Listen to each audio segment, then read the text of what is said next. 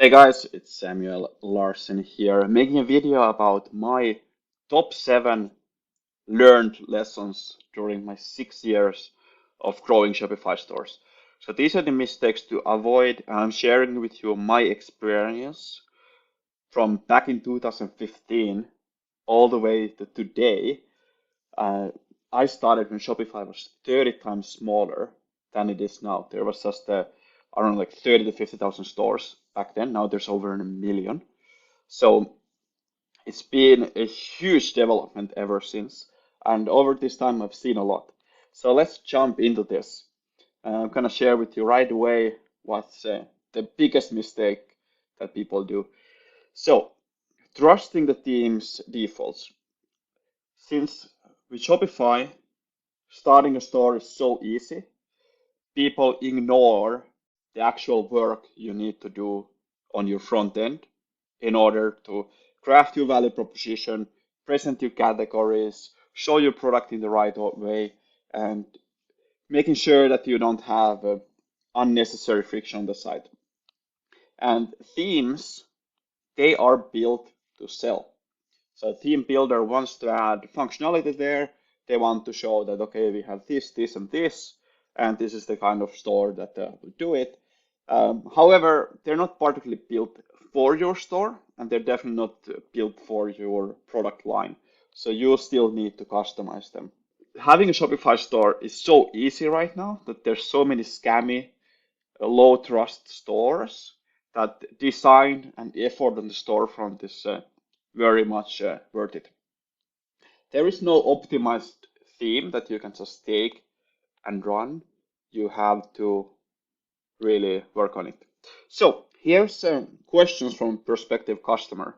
When they arrive to your store, they will ask first, like, where am I? So I just click the link and all of a sudden I'm there. So that's a huge point here. Can we have more people stay on the store as opposed to bouncing? So we need to be able to orient them that you are in the right place. So there's a transformation there. Then, once they feel comfortable that they are in the right place, this is usually happening ideally in the first few seconds. So everything's so clear that it's a smooth landing. It's not a rocky, scary landing like you'd go from an airplane and like be very scared and want to bounce back. Second question, what can I do here?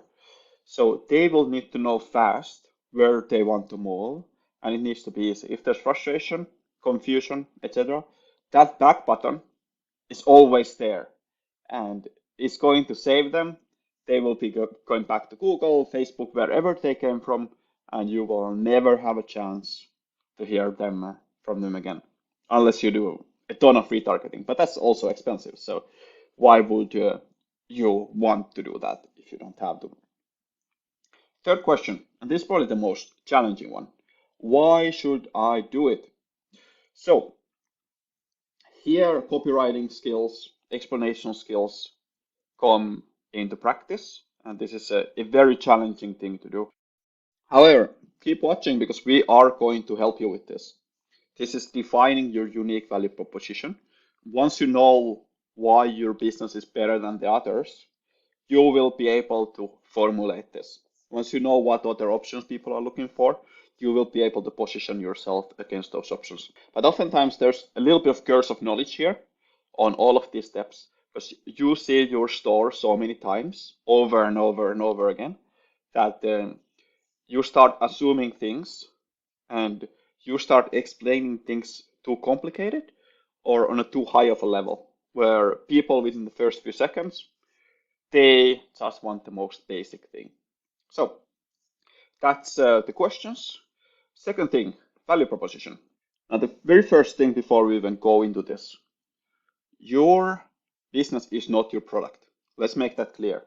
Your business is so much more than your product. It's your marketing, it's your communication, it's your personal, it's your processes, it's how you do everything.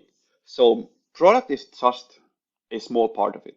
However, if we look at the more stores, all they focus is the product. and they just expect people to magically know everything about the product, understand why they would want it, etc. So that explanation part is often very missed. Now there's a few rules here for the value proposition. It should be clear. The clearer, the better. If it's not understood, it cannot be persuasive. And here we want to be ruthless with eliminating all the distracting elements because they often just cause anxiety and get people to not focus on this most important part. So there's a limited time oftentimes to communicate this, so better to be clear and better be benefit focused. So the better you know your customers, what they want beyond the features, the better. So here, ideally benefits are emotionally tied because people are motivated by emotions rather than the complicated logical ones. It needs to be specifically understandable at first glance and then also coherent with the business values and goals. So if you have mixed messages on your store, that is going to be a problem. So let's touch that clarity part a little bit here. So here's a model by Wider Funnel, a very popular model. And you can look at your value proposition through these four different buckets. So you have relevance. Is it relevant to the user? Is it clear? Are there any competing distractions here? And is it providing anxiety? So there's like a lot of different competing things. It can be a little bit scary. So we want to avoid those things. Few things here noted on the left. It should be easy to understand the product range that is sold at first glance without scrolling. So there's no need to work to understand this. And we'd want to have a value proposition that is not just promotion. Promotions are something that anybody can come up with. It's not unique, it's not valuable, and oftentimes your promotions won't be able to compete with Amazon anyway. You don't want to deal with that unless it's especially like Black Friday, for example. Those are exceptions. And then ideally as well, it should help separate you from the competition. So that's another thing to consider there.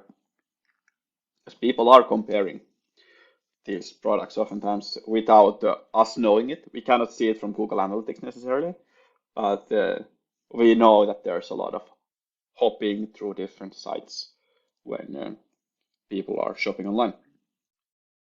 So our goal there is to have people quickly know who is this for, what do you sell, and why this is better than the alternatives. And that's where these kind of models can be helpful. So here you can look at the conversion probability as a mathematical sequence. And we found this to be pretty accurate here. No model is 100% accurate. The map is not the territory. However, here, conversion likeliness, 4 times motivation of the user. So that is by far the most important thing. So how much motivation do you have when you come to the site? If you don't have any motivation, it's very difficult to make the sale. And then second thing here, clarity of the value proposition. And this is the number one thing you can control. So if you have all the wrong people come to the site, like that is more difficult to control than your value proposition. And that's also the most easy thing to change. You don't need anything complicated technically. Then you have a couple of smaller things here. Incentive to take action versus friction. So that is with a weight of 2. So incentive minus friction multiplied by 2, and then removing anxiety. So if the anxiety is high, if it's complicated, etc., then you are not going to convert those. Anxiety is often trust. So do I know and trust that I will receive the product? And do I trust the seller? All this stuff. If something goes wrong, what will happen? So here we have a quick example. I'm just going to go over this very briefly. We have an example of bodybuilding.com where they have a banner that is split into different banners. So this is a nice way to eliminate that slider and still show a powerful value proposition. Now this is a little bit different because they know what is on the store. So they can live with a discount where you likely should not. All right, that is tip number one. By the way, if you haven't subscribed already to the channel, you should, because this is the best Shopify content channel anywhere on YouTube. I can say that from the bottom of my heart. I've worked so much to make this channel awesome. So make sure to subscribe, like the video. If you have any questions, comment them down below. Let's continue. Mistake number two, not understanding your metrics. So as a business owner, you need to know financials. You need to know how you are making money. It doesn't matter if you have a dropshipping store. You're still doing a legitimate business activity, and business have revenue and costs. So we need to understand what the lingo of the store is, or the e-commerce world. So do you know these terms? Do you know what CAC means? Do you know what CLTV means? Do you know what RPU means? Do you know AOV? Margin? Conversion? If you don't, okay, you are not ready to be a merchant. Like you should know the customer acquisition cost. And by the way, it's not enough to know these terms. You need to also know what they are correctly. So if I was to wake you up in the middle of the night, you would need to know what a customer acquisition cost is for your store, like over a period of time. So customer acquisition cost, revenue per user, average order value, customer lifetime value, conversions over a period of time, or conversion percentage, conversion rate, and margins. What are the high margin products and how much are you actually making after shipping costs on these different products? Very, very important. You cannot ignore this stuff. It's not just about running Facebook ads or making stores convert better. It's about making metrics work. So only by understanding this can you understand your finances. And only by understanding your finances can you be a successful merchant. How could you be a successful merchant without understanding how your business makes money? Like that would be just ridiculous. So you cannot overly worry about this. You cannot put too much attention to it because you can always learn more. You can always improve your understanding, and that will help you a ton. Okay, that was a shorter point because it's not really a focus on this channel. However, there's a lot of good resources for that online, so look it up.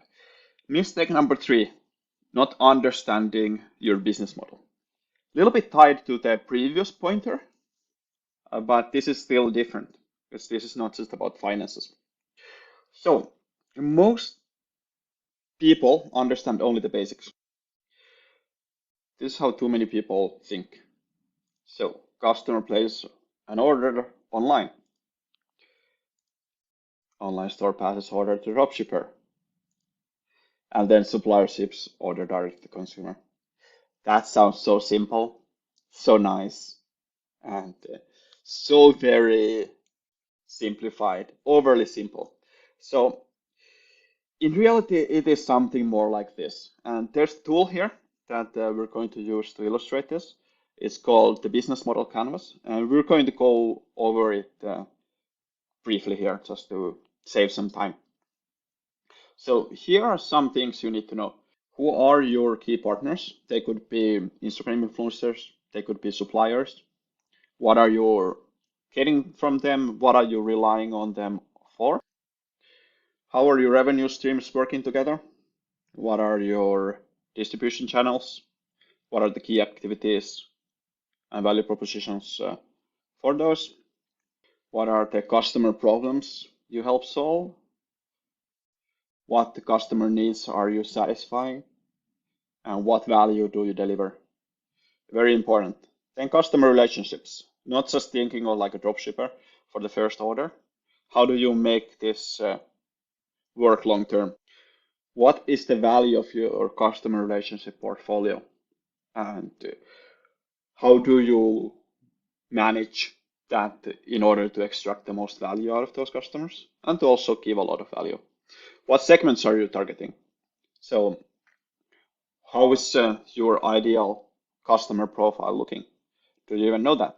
So those are important things. Then sales channels. Are you only selling on Shopify? How are you going to reach your audience? And what's your overall strategy there? And then lastly, you also have key resources because you are selling things. So what are the resources you need to make this happen? So when it is all said and done, it should look something like this. Here's Walmart's example. So they have all their different worldwide suppliers as key partners. These are the key resources or the key assets they have. These are the key activities that they do. Here's a value proposition for them. So they provide a wide variety of products at the lowest price and in the most convenient way possible.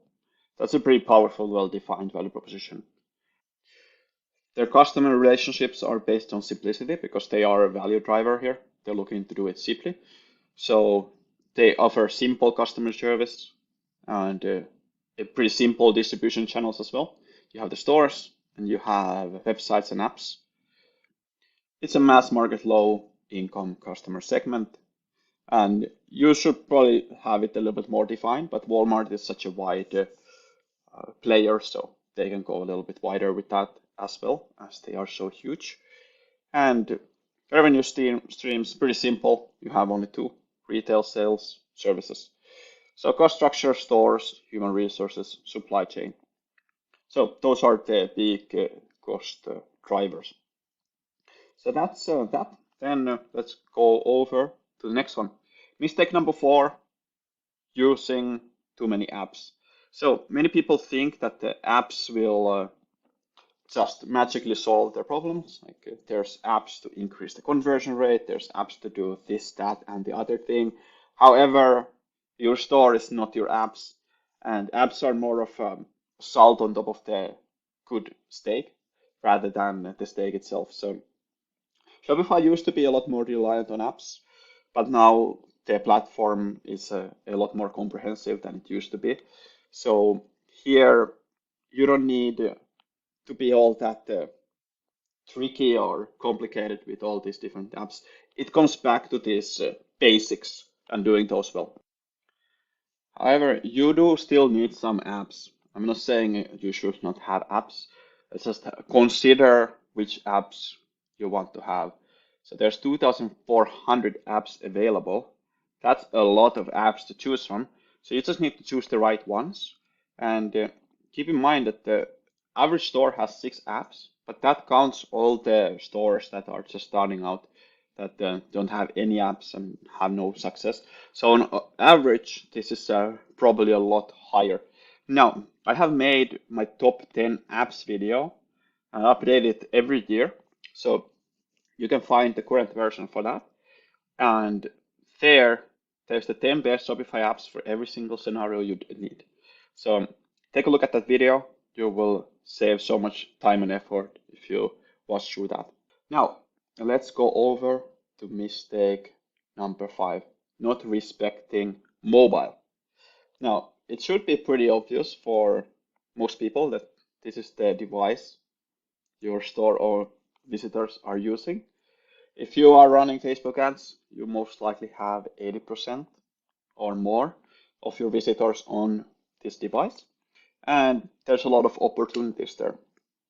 However, most stores are still built desktop first, and that's a big mistake because if you're optimizing for 20% of your visitors, generally like you're just wasting time, wasting effort. Not a good idea. Here's how we often see this point out. So mobile new visitors 55%, mobile returning visitors 17%. So this is actually pretty low even, but you have 80% almost as mobile visitors. And it's worth going to Google Analytics and finding this data from the mobile overview. And you can segment it by user type as well. So there you will have the knowledge of where you are with this. But it's paramount if your numbers are anything like this to have a mobile first approach.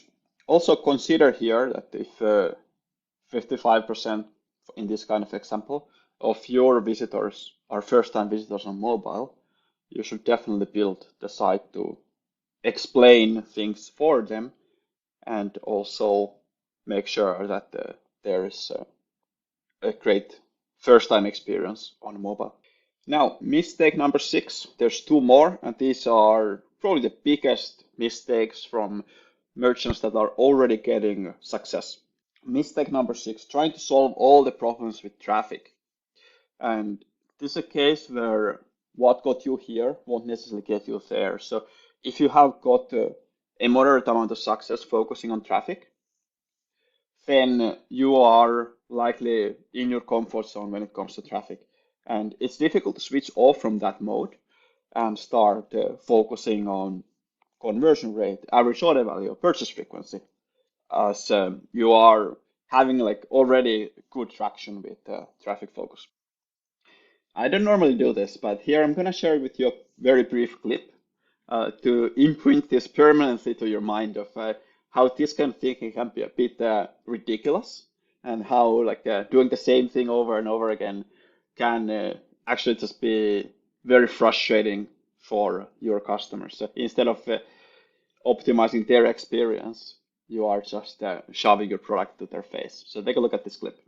That's when it just clicked in my mind that if you just run through somebody's face, a lot of people ain't gonna be able to take that over and over and over and over and over and over and over and over and over and over and over and over and over and over and over again. All right, so traffic is usually not your problem. Conversions, average order value, frequency, or if you're already getting some traction. Here's an example of how that can look like. So you have stores that are struggling with their conversion rate. So in this particular case, it was 0.05, very low, barely any transactions at all, very little revenue. But by conversion rate optimization, we were able to get this from this 0.05 to almost 40 times higher, where it was 1.92. So there was a lot of work done to this side, of course. These kind of results don't come immediately, but it just shows the potential of this. So once you optimize this store, they'll be able to improve their revenue so much since it's way more profitable now to advertise. So here they're losing money, here they are making money, and that's a huge difference. And that difference can be achieved by focusing on your revenue per user.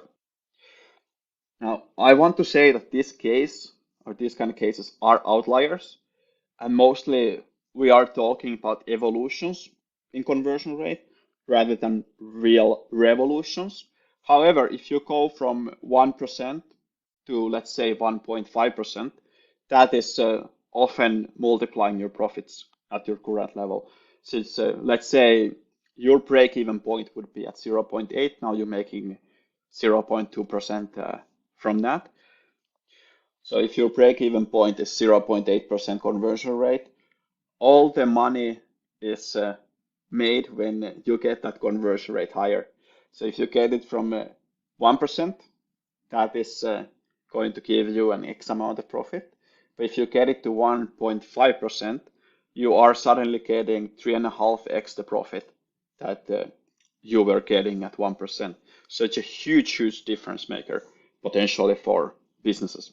Now that said, let's move on. Here's another case. And in both of these cases, you have an increase in revenue and the business becoming profitable. So getting conversion rate from already a good 3% to 6.73 with increased traffic. It's a huge, huge change. As you can see, doubling the conversion rate multiplies the revenue very easily. So here, a little bit over doubling the conversion rate, almost 8xing the revenue. And it's not just the revenue that we're multiplying, we're doing a huge, huge impact on the profit. So it's all of these things going together. And there's how it can look on the transaction line as well. So very powerful to focus on conversion rates, and that's why I'm a huge advocate of conversion rate and average order value optimization. Let's move forward. Mistake number 7, and the last mistake on this presentation, focusing too much on the first sale. So, of course, you start off by focusing on the first sale. If you have no customers at all, you'd need to focus on the first sale, and it would be very, very justified to do that. However, as you keep growing, having only first-time buyers, one-time buyers, it's a very expensive business to run. So let's look at this scenario. If you have very low conversion rates leading to inability to run profitable paid ads, it's going to be a first hurdle that most people run into. Then if you have lack of subscription revenue or lack of repeat purchases, you will have a low customer lifetime value, which will also mean that you will have to have very low customer acquisition costs. So here, what I'd recommend is putting structure in the store optimization efforts so that you can have focus and stop chasing shiny new tactics, and instead focusing on strategic conversion issues. And strategic conversion issues can mean attracting the wrong kind of customers, not focusing on repeat purchases, for example, with email or post-purchase marketing, having terrible customer experience. Let's say you are dropshipping or something, you would have slow delivery times and bad support in terms of not showing like how fast the shipments are coming to you, like not having track shipping, that kind of things. So in this kind of case, we had a client where almost no first-time buyers were ordering the product.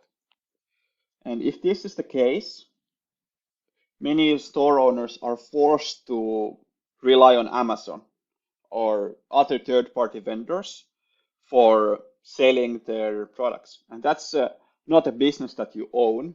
It's a partnership that you are going to be reliant on. It's almost like a prison. So instead of this, you can focus on subscriptions, upsells, and repeat purchases. So you can think of subscriptions and repeat purchases almost as the same kind of bucket.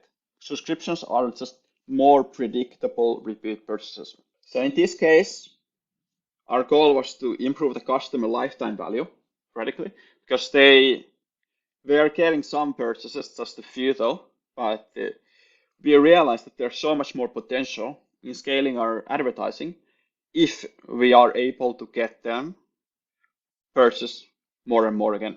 And those buyers will be also way more valuable once you are looking to sell the business. So we wanted to get this store to a point where it's a real valuable sellable business. And in this particular case, we did something radical.